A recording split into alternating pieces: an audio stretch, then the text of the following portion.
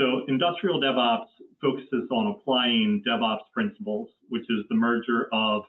the development group and the operations group, and putting them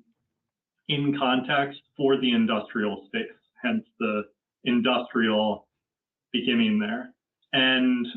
the nuanced difference is that in manufacturing and distribution,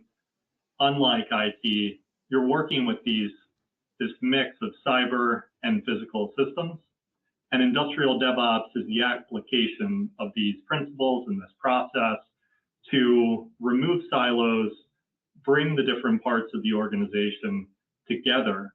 so that you can shift left on thinking about security and thinking about operations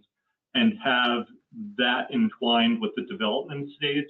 so that everyone's working together and optimally producing and introducing technology, managing code in a much better way and a much more secure way.